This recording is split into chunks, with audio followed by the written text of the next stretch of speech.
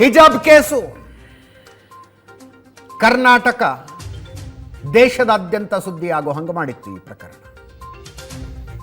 ಹಿಜಾಬ್ನ ನಂತರ ಹಿಂದೂ ಮುಸ್ಲಿಂ ತಿಕ್ಕಾಟದ ಥರಾವರಿ ವಿಷಯಗಳು ಬಂದಿವೆ. ಹಲಾಲ್ ಅಂತೆ, ಮುಸ್ಲಿಂ ಡ್ರೈವರ್ಗಳಿರುವ ವಾಹನಗಳನ್ನು ಬ್ಯಾನ್ ಮಾಡಿ ಅಂತೆ, ಒಂದ ಎರಡ ಬಂದಿದೆ. ಎಲ್ಲದಕ್ಕೂ ಆರಂಭ ಈ ಹಿಜಾಬ್ ಕೇಸು. ಉಡುಪಿಯ ಗವರ್ನಮೆಂಟ್ ಗರ್ಲ್ಸ್ ಕಾಲೇಜಿನ 6 ಜನ ವಿದ್ಯಾರ್ಥಿನಿಯರು ನಾಳೆಯಿಂದ ನಮಗೆ ಹಿಜಾಬ್ ಹಾಕೊಂಡು ಬರೋದಕ್ಕೆ ಅವಕಾಶ ಕೊಡಬೇಕು ಅಂತ ಕಾಲೇಜನ್ನು ಕೇಳುವ ಮೂಲಕ ಶುರುವಾದಂಥ ಗಲಾಟೆ. ಅಲ್ಲಿ ಶುರುವಾಯಿತು. ನಿಮಗೆ ಬ್ಯಾಕ್ಗ್ರೌಂಡ್ ಹೇಳ್ತಾ ಇದ್ದೀನಿ, ಸುಮ್ಮನೆ ನಿಮ್ಮ ಮೆಮೊರಿನ ಬ್ರಷ್ ಅಪ್ ಮಾಡೋಣ ಅಂತ. ಹಾಗೆ ಶುರುವಾಯಿತು. ಕಾಲೇಜಿಗೆ ಒಂದು ಕಮಿಟಿ ಅಂತ ಇದೆ. ಕಮಿಟಿ ಅಧ್ಯಕ್ಷರ ಸ್ಥಳೀಯ ಶಾಸಕರು ರಘುಪತಿ ಭಟ್ ಸರ್ಕಾರಕ್ಕೆ ಪತ್ರ ಬರೀತಾರೆ. ಹಿಂಗೆ ಹೇಳ್ತಾ ಇದ್ದಾರೆ, ಏನು ಮಾಡಬೇಕು ಅಂತ. ಸರ್ಕಾರ ನಾವು ಇದರ ಬಗ್ಗೆ ಅಂತಿಮ ತೀರ್ಮಾನ ಕೈಗೊಳ್ಳೋದಕ್ಕೆ ಒಂದು ಕಮಿಟಿನ ರಚನೆ ಮಾಡ್ತೀವಿ, ಅಲ್ಲಿ ತನಕ ಯಥಾಸ್ಥಿತಿ ಕಾಯ್ದುಕೊಂಡು ಹೋಗಿ ಅಂತ ಹೇಳಿದ್ರು. ಆ ಕಾಲೇಜಿನಲ್ಲಿ ಯಥಾಸ್ಥಿತಿ ಅಂದರೆ ಯಾರಿಗೂ ಹಿಜಾಬ್ ಅವಕಾಶ ಇಲ್ಲ ಅಂತ. ಕಾಲೇಜಿನ ಇತಿಹಾಸದಲ್ಲಿ ಮೊದಲನೇ ಸಲ ಯಾರು ಹುಡುಗಿರು ಬಂದು ನಮಗೆ ಹಿಜಾಬ್ ಹಾಕೊಳ್ಳೋಕೆ ಅವಕಾಶ ಕೊಡಬೇಕು ಅಂತ ಕೇಳಿದರು. ಅಲ್ಲಿ ಗರ್ಲ್ಸ್ ಕಾಲೇಜ್, ಅದು ಬೇಸಿಕಲಿ ಹೆಣ್ಮಕ್ಳು ಮಾತ್ರ ಇರುವಂಥದ್ದು ವಿದ್ಯಾರ್ಥಿನಿಯರು. ಅಲ್ಲಿ ತನಕ ಯಾವ ಮುಸ್ಲಿಂ ವಿದ್ಯಾರ್ಥಿನಿ ಬಂದು ನಾನು ಹಿಜಾಬ್ ಹಾಕ್ಕೊಂಡು ಬರ್ತೀನಿ ಅಂತ ಅಂದಿರಲಿಲ್ಲ, ಹಾಕ್ಕೊಂಡು ಬಂದಿರಲಿಲ್ಲ. ಇವರು ಕೇಳಿದರು, ಸರ್ಕಾರ ಯಥಾಸ್ಥಿತಿ ಕಾಪಾಡ್ಕೊಂಡು ಹೋಗಿ ಒಂದು ಹೈ ಲೆವೆಲ್ ಕಮಿಟಿ ರಚನೆ ಮಾಡಿ ಅಂತಿಮ ತೀರ್ಮಾನ ಕೈಗೊಳ್ತೀವಿ ಅಂತ ಹೇಳಿದ್ರು. ಅಷ್ಟಕ್ಕೆ ಈ ಹುಡುಗಿಯರಿಗೆ ಸಿಟ್ಟು ಬಂತು. ಹುಡುಗಿಯರಿಗೆ ಅಂದರೆ ಹುಡುಗಿಯರಿಗೆಲ್ಲ, ಇವರ ಹಿಂದೆ ಇದ್ದಂಥ ಕ್ಯಾಂಪಸ್ ಫ್ರಂಟ್ ಆಫ್ ಇಂಡಿಯಾಗೆ ಸಿಟ್ಟು ಬಂತು. ಇದು ಎಲ್ಲಿಂದ ಎಲ್ಲಿಗೋ ಹೋಗೋದಕ್ಕೆ ಶುರುವಾಯಿತು ವಿಷಯ. ಹಿಜಾಬಿಗೆ ಅವಕಾಶ ಕೊಟ್ಟರೆ ಕೇಸರಿ ಶಾಲ್ ಹಾಕೊಂಡು ಕಾಲೇಜಿಗೆ ಬರ್ತೀವಿ ಅಂತ ಬೇರೆ ಬೇರೆ ಕಾಲೇಜಿನವರು ಶುರು ಮಾಡಿ, ಇಷ್ಟು ದಿವಸ ಇಲ್ಲದೆ ಇದ್ದಂಥ ಫ್ರೆಶ್ ಗಲಾಟೆ ಒಂದು ಶುರುವಾಗಿತ್ತು. ಈ ಹುಡುಗಿಯರು ಹೈಕೋರ್ಟಿಗೆ ಬಂತು. ಹೈಕೋರ್ಟ್ನಲ್ಲಿ ಇವರ ಪರವಾಗಿ ಮಂಡನೆಯಾದ ಒಂದು ವಿಚಿತ್ರ ವಾದ, ಅಕಾಡೆಮಿಕಲಿ ನನಗೊಂದು ಲರ್ನಿಂಗ್ ಎಕ್ಸ್ಪೀರಿಯನ್ಸ್. ಹಿಜಾಬ್ is an essential practice of ಇಸ್ಲಾಂ ಅಂತ ವಾದ ಮಾಡೋದಕ್ಕೆ ನಿಂತ್ಕೊಂಡ್ಬಿಟ್ಟು. ಟಿಪ್ಪರ ಲಾಗ ಹಾಕಿದ್ರು ಅದನ್ನು ಒಪ್ಸೋದಕ್ಕೆ ಆಗ್ತಿರ್ಲಿಲ್ಲ. ಸಂವಿಧಾನದ ಅಡಿಯಲ್ಲಿ ಹಾಗೆಲ್ಲ ನೀವು ಯಾವುದೋ ಒಂದು ಬಟ್ಟೆಯನ್ನು ಒಂದು ಧರ್ಮದ ಕಡ್ಡಾಯ ಆಚರಣೆ ಅಂತ ಪ್ರೂವ್ ಮಾಡಿ, ನಾಳೆ ದಿವಸ ಒಬ್ಬ ಮುಸ್ಲಿಂ ಹೆಣ್ಣು ಮಗಳು ಪೊಲೀಸ್ ಆದರೂ ನಾ ಹಿಜಾಬ್ ಹಾಕೊಂಡು ಬರ್ತೀನಿ ನೋಡ್ರಿ ಇಲ್ಲಿ ಹೈಕೋರ್ಟಿನ ಜಡ್ಜ್ಮೆಂಟ್ ಇದೆ ಅನ್ನೋದು, ಇನ್ಯಾರೋ ಪೈಲಟ್ ಆದರೂ ಹಿಜಾಬ್ ಹಾಕ್ಕೊಂಡೆ ವಿಮಾನ ಓಡಿಸ್ತೀನಿ ಹೈಕೋರ್ಟಿನ ಜಡ್ಜ್ಮೆಂಟ್ ಇದೆ ಅನ್ನೋದು, ಅಲ್ಲಿ ತನಕ ಹೋಗ್ತಿತ್ತು. ಒಟ್ಟಿನಲ್ಲಿ ವಾದ ಪ್ರತಿವಾದಗಳ ನಡೆದವು, ಬಹಳ ಇಂಟ್ರೆಸ್ಟಿಂಗ್ ನಡೆದವು. ಅಂತಿಮವಾಗಿ ಕರ್ನಾಟಕ ಹೈಕೋರ್ಟ್ ಒಂದು ಜಡ್ಜ್ಮೆಂಟ್ ಕೊಡ್ತು. ಮೊದಲು ಕೃಷ್ಣ ದೀಕ್ಷಿತ್ರ ಹತ್ರ ಬರುತ್ತೆ. ಕೃಷ್ಣ ದೀಕ್ಷಿತರು ಇಲ್ಲ ನಾನು ಒಬ್ಬನೇ ಬೇಡ, ಇದರಲ್ಲಿ ಸಾಂವಿಧಾನಿಕ ಅಂಶಗಳಿದೆ ಅಂತ 3 ಜನ ನ್ಯಾಯಾಧೀಶರ ಪೀಠಕ್ಕೆ ವರ್ಗಾವಣೆ ಮಾಡ್ತಾರೆ. ಆ ಪೀಠ ಆಮೂಲಾಗ್ರವಾಗಿ ವಿಚಾರಣೆ ನಡೆಸಿ, ಪ್ರತಿದಿನದ ವಿಚಾರಣೆ ನಡೆಸಿದ್ದ, ಪ್ರತಿದಿನ ವಾದ ಪ್ರತಿವಾದಗಳು ನಡೆಸಿ ಅಂತಿಮವಾಗಿ ಒಂದು ತೀರ್ಪನ್ನು ಕೊಡ್ತು. ಹಿಜಾಬ್ is not an essential part of ಇಸ್ಲಾಂ. ಆಯಾ ಸಂಸ್ಥೆಗಳು, ಶಿಕ್ಷಣ ಸಂಸ್ಥೆಗಳು ತಮ್ಮ ತಮ್ಮ ಸಂಸ್ಥೆಯ ಆವರಣದಲ್ಲಿ ಏನು ಯೂನಿಫಾರ್ಮ್ ಹಾಕಬೇಕು ಅನ್ನೋದನ್ನು ಅವ್ರು ನಿರ್ಧಾರ ಮಾಡ್ಕೊಳ್ಬೇಕು. ಯಾವುದಾದರೂ ಶಿಕ್ಷಣ ಸಂಸ್ಥೆ ಒಂದು ಧಾರ್ಮಿಕ ಉಡುಗೆಗೆ ಅವಕಾಶ ಕೊಡೋದಿಲ್ಲ ಅಂದರೆ ಅದು ಧಾರ್ಮಿಕ ಹಕ್ಕಿನ ಉಲ್ಲಂಘನೆ ಅಲ್ಲ ಅಂತ ಹೈಕೋರ್ಟ್ ಹೇಳ್ತು. ಬಹಳ ಜನ ಅಂದ್ಕೊಂಡಿದ್ದಾರೆ ಕರ್ನಾಟಕ ಹೈಕೋರ್ಟ್ ಹಿಜಾಬನ್ನು ನಿಷೇಧಿಸಿ ಆದೇಶ ಕೊಡ್ತು ಅಂತ. ಇಲ್ಲ, ಹೈಕೋರ್ಟ್ ಹಿಜಾಬ್ ನಿಷೇಧ ಮಾಡಲಿಲ್ಲ. ಇದು ಕಡ್ಡಾಯ ಧಾರ್ಮಿಕ ಆಚರಣೆ ಅಲ್ಲ, ಎಸೆನ್ಷಿಯಲ್ ಪ್ರಾಕ್ಟೀಸ್ ಆಫ್ ಇಸ್ಲಾಂ ಅಲ್ಲ. ಇದು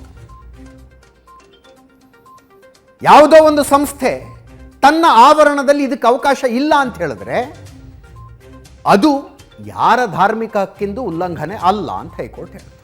ಅದರ ಅರ್ಥ ಯಾವುದಾದ್ರೂ ಶಿಕ್ಷಣ ಸಂಸ್ಥೆ ನಮ್ಮ ಶಾಲೆಗೆ ಬರೋ ಮಕ್ಕಳು ಹಿಜಾಬ್ ಹಾಕೊಂಡು ಬಂದರೂ ತೊಂದರೆ ಇಲ್ಲ ಅಂದರೆ ತೊಂದರೆ ಇಲ್ಲ. ಇನ್ಯಾವುದೋ ಶಿಕ್ಷಣ ಸಂಸ್ಥೆ ನಮ್ಮ ಆವರಣದಲ್ಲಿ ಹಿಜಾಬ್ಗೆ ಅವಕಾಶ ಇಲ್ಲ ಅಂದರೆ ಹಂಗೆ ಹೇಳೋದು ತಪ್ಪಲ್ಲ ಅಂತ ಹೈಕೋರ್ಟ್ ಹೇಳ್ತು. ಅದನ್ನು ಪ್ರಶ್ನೆ ಮಾಡ್ಕೊಂಡು ಈಗ ಸುಪ್ರೀಂ ಕೋರ್ಟ್ನಲ್ಲಿ ಕೇಸ್ ನಡೀತಾ ಇದೆ. ಕರ್ನಾಟಕ ಹೈಕೋರ್ಟ್ನಲ್ಲಿ ವಾದ ಮಾಡಿದ್ದ ವಕೀಲರುಗಳೇ ಹಿಜಾಬ್ನ ಪರವಾಗಿ ಅಲ್ಲಿ ವಾದ ಮಾಡ್ತಾ ಇದ್ದಾರೆ. ರಾಜ್ಯ ಸರ್ಕಾರದ ನಿಲುವು ಕೂಡ ಸ್ಪಷ್ಟವಾಗಿದೆ. ಇಬ್ಬರು ನ್ಯಾಯಾಧೀಶರಿದ್ದಾರೆ, ನ್ಯಾಯಮೂರ್ತಿ ಹೇಮಂತ್ ಗುಪ್ತಾ ಮತ್ತು ನ್ಯಾಯಮೂರ್ತಿ ಸುಧಾಂಶು ಧುಲಿಯಾ ಇದ್ದಾರೆ. ನಿನ್ನೆಯಿಂದ ಶುರುವಾಗಿದೆ ಆರ್ಗ್ಯುಮೆಂಟ್. ನಮ್ಮದು ಜಾತ್ಯತೀತ ರಾಷ್ಟ್ರ, ಸರ್ಕಾರಿ ಸಂಸ್ಥೆಗಳಲ್ಲಿ ಧರ್ಮ ಸೂಚಕ ಉಡುಪು ಧರಿಸಬಹುದೇ? ನ್ಯಾಯಮೂರ್ತಿ ಹೇಮಂತ್ ಗುಪ್ತಾ ಅವರು ಕೇಳಿ. ಅದಕ್ಕೆ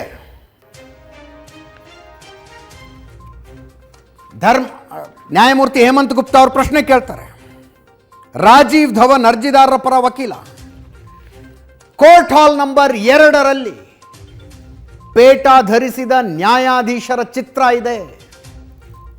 ಪೇಟ ಹಾಕ್ಕೊಂಡಿರೋ ಸಿಖ್ ನ್ಯಾಯಾಧೀಶರ ಚಿತ್ರನೇ ಇದೆಯಲ್ಲ ಕೋರ್ಟ್ ಹಾಲ್ ನಂಬರ್ 2ನಲ್ಲಿ. ಅದಕ್ಕೆ ನ್ಯಾಯಮೂರ್ತಿಗಳು ಹೇಳ್ತಾರೆ, ಹೇಮಂತ್ ಗುಪ್ತಾ ಅವರು, ಪೇಟ ಅಥವಾ ಪಗಡಿ ಧರ್ಮ ಸೂಚಕ ಉಡುಪಲ್ಲ. ಸಿಖ್ಖರಿಗೆ ಕಿರ್ಪಣ್ಣಿಟ್ಕೊಳ್ಳೋಕ್ಕೆ, ಪಗಡಿ ಸುತ್ಕೊಳ್ಳೋದಕ್ಕೆ ಸಂವಿಧಾನದ ಯಾವ ಅವಕಾಶಗಳ ಅಡಿಯಲ್ಲಿ ಅವರಿಗೆ ಸಿಕ್ತು ಅವಕಾಶ ಅಂದಾಗ ಅದರ ಚರ್ಚೆಗಳು ಬಹಳ ಆಗಿದೆ. ಪೇಟ ಅಥವಾ ಮುಂಡಾಸನ್ನ ಧರ್ಮಕ್ಕೆ ಹೋಲಿಸಬೇಡಿ, ನ್ಯಾಯಮೂರ್ತಿ ಹೇಮಂತ್ ಗುಪ್ತಾ ಹೇಳಿದ್ರು. ಅದಕ್ಕೆ ಸಂಜಯ್ ಹೆಗಡೆ ಅರ್ಜಿದಾರರ ಪರ ವಕೀಲರು ಹಿಜಾಬ್ ವಿಷಯದಲ್ಲಿ ಏಕಪಕ್ಷೀಯವಾಗಿ ನಿರ್ಧಾರ ಮಾಡಿದ್ದಾರೆ.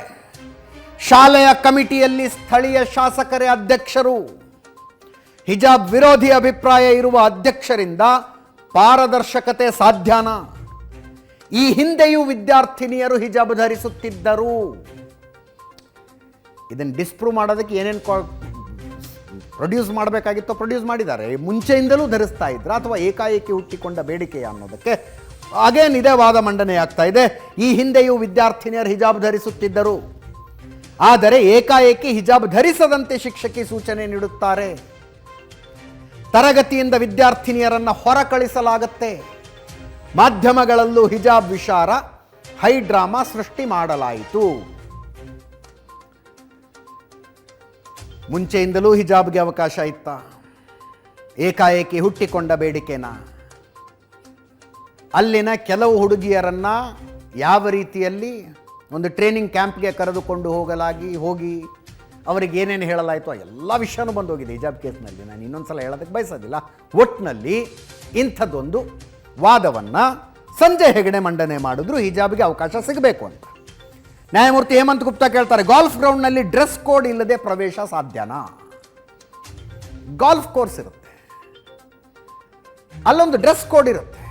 ಅದು ಬಿಟ್ಟು ನಾ ಬೇರೆ ಏನಾರು ಹಾಕ್ಕೊಂಡು ಬರ್ತೀನಿ ಅಂದ್ರೆ ಅದಕ್ಕೆ ಅವಕಾಶ ಕೊಡೋದಕ್ಕಾಗತ್ತಾ ಅಂತ ನ್ಯಾಯಮೂರ್ತಿಗಳು ಕೇಳಿದಾಗ ಅದು ಖಾಸಗಿ ಸ್ವತ್ತು. ಸಂಜಯ್ ಹೆಗಡೆ ಹೇಳ್ತಾರೆ, ಖಾಸಗಿ, ಅದು ಪ್ರೈವೇಟ್ ಪ್ರಾಪರ್ಟಿ, ಅದು ಅಲ್ಲೇ ತನ್ನದೇ ಆದ ನಿಯಮ ಇರುತ್ತೆ. ನ್ಯಾಯಮೂರ್ತಿ ಹೇಮಂತ್ ಗುಪ್ತಾ ಕೇಳಿದ್ರು, ಸ್ಕರ್ಟ್ ಮತ್ತು ಮಿಡಿ ಹಾಕೊಂಡು ಶಾಲೆಗೆ ಬರಬಹುದಾ? ಸಂಜಯ್ ಹೆಗಡೆ ಹೇಳ್ತಾರೆ, ಅರ್ಜಿದಾರರ ಪರ ವಕೀಲರು, ಸಾಮಾನ್ಯವಾಗಿ ದಕ್ಷಿಣ ಭಾರತದಲ್ಲಿ ಕಾಲೇಜುಗಳಲ್ಲಿ ಸಮವಸ್ತ್ರ ಇದೆ, ಕೆಲವು ಶಿಕ್ಷಣ ಸಂಸ್ಥೆಗಳಲ್ಲಿ ಧಾರ್ಮಿಕ ಉಡುಪಿಗೆ ಅವಕಾಶ ಇದೆ. ಇದು ಕರೆಕ್ಟ್. ಸಮವಸ್ತ್ರ ಧರಿಸುವ ಸ್ಥಳದಲ್ಲಿ ಧಾರ್ಮಿಕ ಉಡುಪು ಧರಿಸೋದಕ್ಕೆ ಅವಕಾಶ ಇದೆಯಾ? ನ್ಯಾಯಾಧೀಶರು ಕೇಳಿದ್ರು. ಅದಕ್ಕೆ ಸಂಜಯ್ ಹೆಗಡೆ ಅವರು, ತಲೆ ಮೇಲಿನ ಸ್ಕಾರ್ಫ್ ಸಮವಸ್ತ್ರದ್ದೇ ಭಾಗ, ಸಮವಸ್ತ್ರದ ಬಣ್ಣದಲ್ಲೇ ಸ್ಕಾರ್ಫ್ ಧರಿಸಬಹುದು, ಅಂದರೆ ಯೂನಿಫಾರ್ಮ್ನಿಂದ ಡಿವಿಯೇಷನ್ ಆಗೋದಿಲ್ಲ ಅಂತ. ಪ್ರಭುಲಿಂಗ ನಾವಡಿಗೆ ಪಿಚ್ಚಿನ ಹಾಕ್ತಾರೆ. ರಾಜ್ಯ ಸರ್ಕಾರದ ಪರವಾಗಿ ವಾದ ಮಾಡ್ತಾ ಇರುವಂಥವರು ನಮ್ಮ ಕರ್ನಾಟಕದ ಅಡ್ವೊಕೇಟ್ ಜನರಲ್. ವಿದ್ಯಾರ್ಥಿಗಳ ಹಿಜಾಬ್ ಧರಿಸಿದ ಬಳಿಕ ಕೆಲವು ವಿದ್ಯಾರ್ಥಿಗಳು ಕೇಸರಿ ಶಾಲ್ ಧರಿಸಿದ್ರು. ಇದು ಶಿಕ್ಷಣ ಸಂಸ್ಥೆಗಳಲ್ಲಿ ಅಶಾಂತಿಗೆ ಕಾರಣವಾಯಿತು.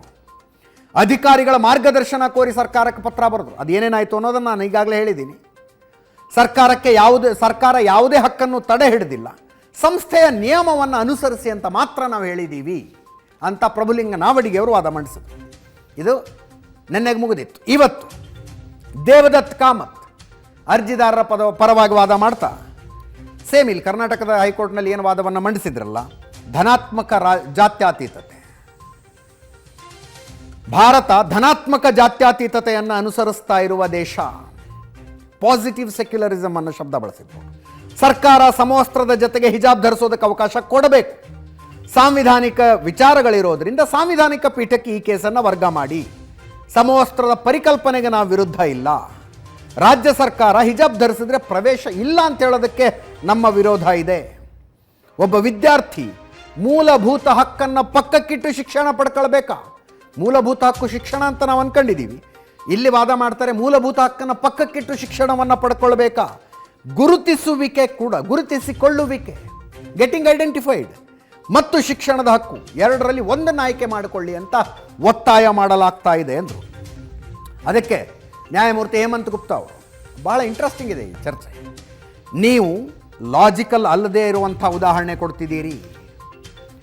ಬಟ್ಟೆ ತೊಡುವ ಹಕ್ಕು ವಿವಸ್ತ್ರಗೊಳ್ಳುವ ಹಕ್ಕನ್ನು ಒಳಗೊಂಡಿರುತ್ತದೆಯೇ ಅಂತ ಹೇಳಿ. ಅದಕ್ಕೆ ದೇವದತ್ ಕಾಮತ್, ಶಾಲೆಯಲ್ಲಿ ಯಾರೂ ವಿವಸ್ತ್ರ ಆಗೋದಿಲ್ಲ, ಸಾಂವಿಧಾನಿಕ ಹಕ್ಕನ್ನು ನಿರ್ಬಂಧಿಸಲಾಗ್ತಾ ಇದೆ. ತಲೆಗೆ ಬಟ್ಟೆ ಸುತ್ತಕೊಂಡ್ರೆ ಯಾರಿಗೆ ತೊಂದರೆ? ಯೂನಿಫಾರ್ಮ್ನ ಬಣ್ಣದ್ದೇ ಬಟ್ಟೆನ, ಸ್ಕಾರ್ಫನ್ನು ಸುತ್ತಿಕೊಳ್ತಾರೆ, ಅದರಲ್ಲಿ ಅಶಿಸ್ತೇನು? ಕೇಂದ್ರೀಯ ವಿದ್ಯಾಲಯಗಳಲ್ಲಿ ಹಿಜಾಬ್ ಧರಿಸಿಕೊಂಡು ಬರೋದಕ್ಕೆ ಅವಕಾಶ ಇದೆ. ಇದನ್ನೇ ನಾವು ಕರ್ನಾಟಕ ಹೈಕೋರ್ಟ್ ಮುಂದೆ ಇಟ್ಟಿದ್ವಿ. ಆದರೆ ರಾಜ್ಯ ಕೇಂದ್ರ ಸರ್ಕಾರದ ನೀತಿ ನಿಯಮ ಬೇರೆ ಅಂತ ಹೈಕೋರ್ಟ್ ಹೇಳಿತ್ತು. ಅಂದರೆ ಕೇಂದ್ರೀಯ ವಿದ್ಯಾಲಯ ಸೆಂಟ್ರಲ್ ಗೌರ್ಮೆಂಟಿಗೆ ಬರುತ್ತೆ, ಇದು ಸ್ಟೇಟ್ ಗೌರ್ಮೆಂಟು ಬೇರೆ ಬೇರೆ ಅಂತ. ಕೇಂದ್ರೀಯ ವಿದ್ಯಾಲಯದ ವಿದ್ಯಾರ್ಥಿನಿಯಲ್ಲಿ ಸಮವಸ್ತ್ರದ ಬಣ್ಣದ ಸ್ಕಾರ್ಫ್ಗೆ ಅವಕಾಶ ಇದೆ. ಕೆಲ ರಾಷ್ಟ್ರೀಯವಾದಿಗಳು ಇದನ್ನು ಸಮಸ್ಯೆ ಮಾಡುವವರೆಗೂ ಹಿಜಾಬ್ ವಿವಾದ ಇರಲಿಲ್ಲ. ಇದು ನಿರ್ದಿಷ್ಟ ಸಮುದಾಯವನ್ನು ಟಾರ್ಗೆಟ್ ಮಾಡುವ ವಿವಾದ. ಅದಕ್ಕೆ ನ್ಯಾಯಮೂರ್ತಿ ಹೇಮಂತ್ ಗುಪ್ತಾ ಹೇಳ್ತಾರೆ, ನೀವು ಹೇಳ್ತಾ ಇರೋದು ಸರಿಯಲ್ಲ, ಒಂದು ಸಮುದಾಯ ಧಾರ್ಮಿಕ ಉಡುಗೆಯಲ್ಲಿ ಬರೋದಕ್ಕೆ ಬಯಸುತ್ತೆ ಅನ್ನೋದು ಸರಿಯಲ್ಲ. ಅದಕ್ಕೆ ದೇವದತ್ ಕಾಮತ್ರು ಇಲ್ಲೇ ಮಂಡಿಸಿದಂಥ ವಾದ, ಸೌತ್ ಆಫ್ರಿಕಾದಲ್ಲಿ ಭಾರತೀಯ ಹಿಂದೂ ಹೆಣ್ಣುಮಕ್ಕಳಿಗೆ ಮೂಗ್ಬಟ್ಟು ಹಾಕ್ಕೊಂಡು ಬರೋದಕ್ಕೆ ಅವಕಾಶ ಇದೆ. ಅದಕ್ಕೆ ಹೇಮಂತ್ ಗುಪ್ತಾ ಹೇಳಿದರು, ಮೂಗ್ಬಟ್ಟು ಅನ್ನೋದು ಧಾರ್ಮಿಕ ಸಂಕೇತ ಅಲ್ಲ, ಮಂಗಳಸೂತ್ರ ಧಾರ್ಮಿಕ ಸಂಕೇತ. ಎಲ್ಲ ಧರ್ಮಗಳಲ್ಲೂ ಮೂಗ್ಬಟ್ಟು ಧರಿಸ್ತಾರೆ, ಅದು ಧಾರ್ಮಿಕ ಸಂಕೇತ ಅಲ್ಲ ಅಂತ. ಮಂಗಳಸೂತ್ರನೂ ಧಾರ್ಮಿಕ ಸಂಕೇತನ ಅನ್ನೋದ್ರ ಬಗ್ಗೆ ನನ್ನದೇ ಆದ ಪ್ರಶ್ನೆಗಳಿವೆ. ಕ್ರಿಶ್ಚಿಯನ್ರಲ್ಲೂ ಮಂಗಳಸೂತ್ರ ಇದೆ, ಮುಸ್ಲಿಮರಲ್ಲೂ ಮಂಗಳಸೂತ್ರ ಇದೆ.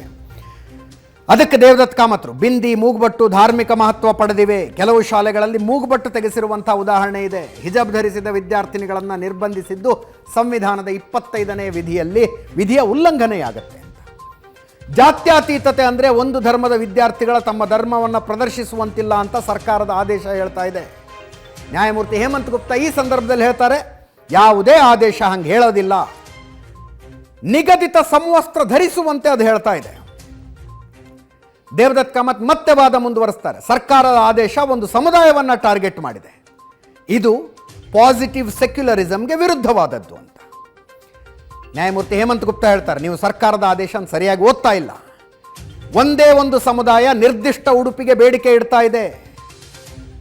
ಅದಕ್ಕೆ ದೇವದತ್ ಕಾಮತ್ರು ಸೇಮ್ ಇಲ್ಲಿ ಮಾಡಿದಂಥ ಆರ್ಗ್ಯುಮೆಂಟೇ, ನಾನು ಶಾಲೆಗೆ ಹೋಗುವಾಗ ನಾಮ ಹಾಕ್ತಿದ್ದೆ, ಕೆಲವು ರುದ್ರಾಕ್ಷಿ ಹಾಕ್ಕೊಂಡು ಬರ್ತಿದ್ರು, ಶಿಲುಬೆ ಹಾಕ್ಕೊಂಡು ಬರ್ತಿದ್ರು ಅಂತ. ನ್ಯಾಯಮೂರ್ತಿ ಹೇಮಂತ್ ಗುಪ್ತಾ ಹೇಳ್ತಾರೆ, ರುದ್ರಾಕ್ಷಿ ಶಿಲುಬೆ ಧರಿಸೋದು ಯಾರಿಗೂ ಕಾಣೋದಿಲ್ಲ, ಆದ್ದರಿಂದ ಅದು ಶಿಸ್ತಿನ ಉಲ್ಲಂಘನೆ ಅಲ್ಲ, ಸಂವಿಧಾನದ ಮೂಲ ಉದ್ದೇಶವನ್ನು ಉಲ್ಲಂಘಿಸಲಾಗ್ತಾ ಇದೆ, ದೇವದತ್ ಕಾಮತ್ ಹೇಳಿದ್ರು. ಅದಕ್ಕೆ ನ್ಯಾಯಮೂರ್ತಿ ಹೇಮಂತ್ ಗುಪ್ತಾ ಹೇಳ್ತಾರೆ, ಮೂಲ ಸಂವಿಧಾನದಲ್ಲಿ ಜಾತ್ಯತೀತತೆ ಅನ್ನೋ ಶಬ್ದನೇ ಇರಲಿಲ್ಲ. ಅದಕ್ಕೆ ಜಾತ್ಯತೀತತೆ ಅನ್ನೋ ಶಬ್ದ ಇರಲಿಲ್ಲ, ಭಾವನೆ ಇತ್ತು ಅಂತ ದೇವದತ್ ಕಾಮತ್ರು ಹೇಳಿದ್ರು. ಜಾತ್ಯತೀತತೆ ಪದ ಇಲ್ಲದೆ ಇದ್ದರೂ ನಾವು ಜಾತ್ಯತೀತರಾಗೇ ಇದ್ವಿ ಅಂತ ನ್ಯಾಯಮೂರ್ತಿ ಹೇಮಂತ್ ಗುಪ್ತಾ ಹೇಳಿದರು. ಜಾತ್ಯತೀತತೆ ಪದ ಇಲ್ಲದೆ ಇದ್ದರೂ ನಾವು ಜಾತ್ಯತೀತರಾಗೇ ಇದ್ವಿ, ರಾಜಕೀಯ ಕಾರಣಕ್ಕಾಗಿ ಕೆಲವು ಪದಗಳನ್ನು ಸೇರಿಸಲಾಯಿತು. ಹೇಳಿದ ನಂತರ ದೇವದತ್ ಕಾಮತ್ರು ಇನ್ನೊಂದಷ್ಟು ವಾದ ಮಂಡನೆ ಮಾಡ್ತಾರೆ. ವಾದ ಪ್ರತಿವಾದಗಳ ಮುಂದುವರಿತಾ ಇದೆ. 2-3 ದಿವಸ ನೋಡೋಣ, ಅಂತಿಮವಾಗಿ ಸುಪ್ರೀಂ ಕೋರ್ಟ್ ಏನು ಜಡ್ಜ್ಮೆಂಟ್ ಕೊಡುತ್ತೆ ಅಂತ. ಇನ್ನೊಂದು ವಿಷಯ ನೀವು ಅಂಡರ್ಲೈನ್ ಮಾಡಿ ನೆನ್ಪಿಟ್ಕೊಳ್ಳಿ, ಇದರಲ್ಲಿ ಹಿಜಾಬ್ is an essential part of ಇಸ್ಲಾಂ ಅನ್ನೋ ವಾದ ಈ ಸಲ ಮಾಡ್ತಾ ಇಲ್ಲ. ಆ ಚರ್ಚೆಗೆ ನಾವು ಹೋಗೋದೇ ಬೇಡ ಅಂತಿದ್ದಾರೆ. ಇಲ್ಲಿ ಕರ್ನಾಟಕ ಹೈಕೋರ್ಟ್ನಲ್ಲಿ ಯಾವ ಆರ್ಗ್ಯುಮೆಂಟು ಉಲ್ಟಾ ಹೊಡಿತಲ್ಲ, ಆ ಆರ್ಗ್ಯುಮೆಂಟ್ ಅಲ್ಲಿ ಇಲ್ಲ. ನೋಡೋಣ ಏನೇನಾಗುತ್ತೆ.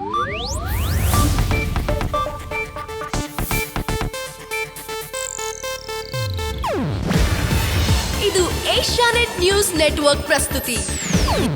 ನೀವು ನೋಡ್ತಿದ್ದೀರಾ ಏಷ್ಯಾನೆಟ್ ಸುವರ್ಣ ನ್ಯೂಸ್.